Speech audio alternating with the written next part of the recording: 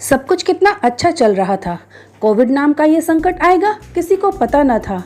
Social distancing अब एक नया शब्द जुड़ा है। होना नहीं, हमें एक दूसरे से जुदा है। रहना है दूर फिजिकली, ना कि मेंटली और इमोशनली। नमस्कार, मेरा नाम ज्योति शुक्ला है और मैं कोविड की रिकवर्ड पेशेंट हूँ। इस ऑडियो को बनाने का मेरा सिर्फ एक ही मोटिव है, अवेयरनेस लाना। मैं नहीं चाहती कि जो मिस्टेक्स मैंने और मेरी फैमिली ने की वो कोई और करे। कोरोना वायरस का इतना खतरनाक नहीं जितना इसका डर। हमें कोरोना के डर को जीतना है। अगस्त फर्स्ट वीक की बात है, मेरे हस्बैंड को फीवर आया। फीवर बहुत ही कम था तो हमने उसे सिंपल वायरल समझकर इग्नोर कर दिया। ये थी हमारी पहली मिस्टेक। उसके बाद मेरे दो और फैमिली मेम्बर्स को फीवर आया और हमने उसे भी इग्नोर कर दिया। उसके बाद मेरे हस्बैंड को प्रॉब्लम ज़्यादा बढ़ने लगी, उन्हें ड्राई कफ स्टार्ट हो गया, ब्रीदिंग प्रॉब्लम स्टार्ट हो गई। तब हमने ये डिसाइड किया कि अब हमें कोविड का टेस्ट करा लेना चाहिए। उसके बाद हम सभी फैमिली मेम्बर्स ने, मेरे घर में हम 5 लोग हैं, मैं, मेरे हस्बैंड, मेरे 2 बच्चे और मेरे फादर इन लॉ, हम सभी ने कोविड का टेस्ट कराया। और वो मोमेंट हमारे लिए बहुत ही शॉकिंग था जब हमें ये पता चला कि हमारा सभी का जो कोविड का रिज़ल्ट आया वो सभी का पॉजिटिव था। अब आगे क्या करना है, हमें ये डिसीज़न लेना था। बात वही होती है, घर में जब कोई ऐसी प्रॉब्लम आती है तो हम बहुत सारे लोगों से बात करना स्टार्ट कर देते हैं। हमने भी वही किया, बहुत सारे लोगों से बात करी। किसी ने कुछ पॉजिटिव बोला, किसी ने कुछ नेगेटिव बोला। यही होता है, एक ह्यूमन नेचर होता है कि हम नेगेटिव की तरफ ज़्यादा अट्रैक्ट हो जाते हैं और यही कर दी हमने दूसरी गलती। मेरे हस्बैंड ने एक पर्सन से बात करी और उनको अपने सिम्टम्स बताए तो उस पर्सन ने बोला कि आपको तो बहुत ज़्यादा इन्फेक्शन हो गया है एंड आपको तो अब कोई भी मेडिसिन असर नहीं करेगी। इवन उन्होंने यहाँ तक बोल दिया कि अब आपको प्लाज्मा थेरेपी के लिए जाना पड़ सकता है। इस बात को सुनकर मेरे हस्बैंड की मेंटल हेल्थ पर इतना असर हुआ कि उनकी फ़िज़िकल हेल्थ ख़राब होने लगी।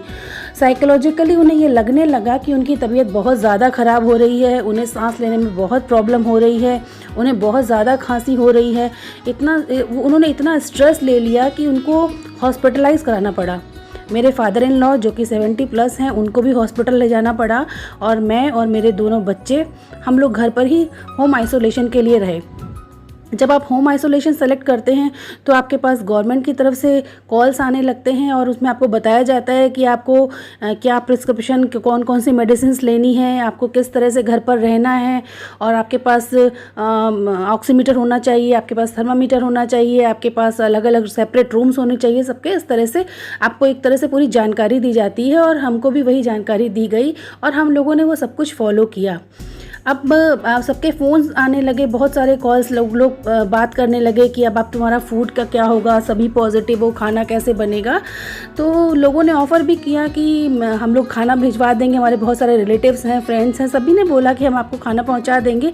पर मुझे ऐसा लग रहा था कि मैं क्यों किसी को परेशान करूं, क्यों मैं, ऐसा ना हो कोई मेरे घर आए और किसी को गलती से भी कोई इन्फेक्शन लग जाए।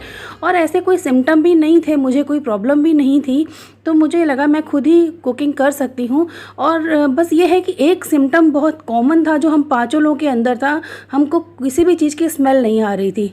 हमने बहुत कुछ ट्राई किया, हमने बहुत सारे परफ्यूम्स, डियोज़ और बहुत सारे मसाले जिसमें हमने अजवाइन, हींग, लहसुन, हमें किसी चीज़ की स्मेल नहीं आती थी। फिर मैंने खुद ही कुकिंग करी। हमने वो फूड यूज़ किया जो कि बेयर हैंड से नहीं बनाया जाता है। मैंने दलिया, खिचड़ी, दाल चावल, ओट्स और कॉर्नफ्लेक्स और ड्राई फ्रूट्स की खीर, फ्रूट्स, जूसेस, यही सब हमने यूज़ किया। इस समय पर आपको कुछ हेल्दी, न्यूट्रिशियस ही खाना होता है, कुछ हैवी ऑयली चीज़ें नहीं खानी होती क्योंकि इस समय पर थोड़ी डाइजेशन की प्रॉब्लम रहती है। अब बहुत सारे लोगों के मेरे पास कॉल आते थे कि तुमको कोई सिम्टम नहीं आ रहे थे तो क्या तुम्हें कोई फ़िज़िकल प्रॉब्लम होती है। तो मैं ऐसा तो नहीं कहूँगी कि नहीं, मुझे कोई प्रॉब्लम नहीं हुई। हाँ, होती थी, हल्की फुल्की प्रॉब्लम होती थी, पर ऐसी भी कोई प्रॉब्लम नहीं होती थी जो कि सहन ना की जा सके। कभी किसी को सर में दर्द होता था, कभी किसी को बॉडी एक होता था, कभी वोमिटिंग सी फील होती थी, मुझे बहुत घबराहट होती थी। मैंने इतना स्ट्रेस ले लिया था, मैं रात रात को सो नहीं पाती थी। 3-4 दिन तक ऐसे ही चलता रहा। तीसरे चौथे दिन के बाद थोड़ा थोड़ा सा हम लोग नॉर्मल होने लगे थे, एक नॉर्मल लाइफ हम लोग की स्टार्ट हो गई थी। बच्चे अपनी क्लासेस अटेंड कर रहे थे, मैं भी अपना जो मेरा डेली रूटीन है उस हिसाब से मैं अपने काम कर रही थी।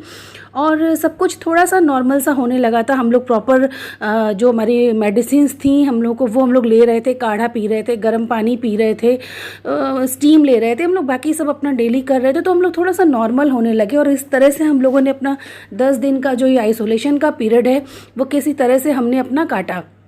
बहुत मुश्किल भी नहीं था ये 10 दिन आइसोलेशन में रहना, क्योंकि हम लोग इतने दिनों से लॉकडाउन में रह रहे हैं कि हम लोग की थोड़ी थोड़ी सबकी आदत पड़ चुकी है घर पे रहने की।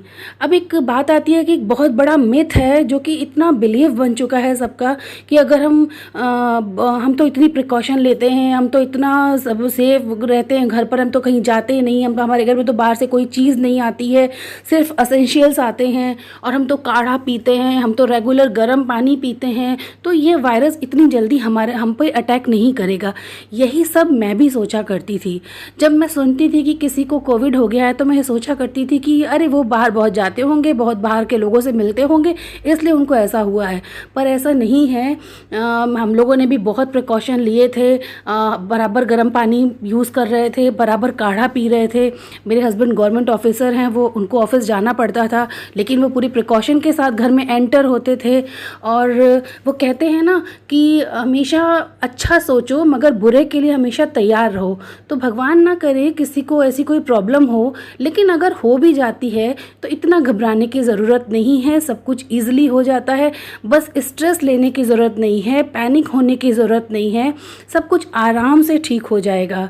और बस लास्ट में मैं इतना कहना चाहूँगी कि हमारे वो पुराने दिन फिर वापस आएंगे जब हम अपनी अपनी ज़िंदगियों में लौट पाएंगे और हम ज़रूर जीत जाएंगे। Take care, stay healthy.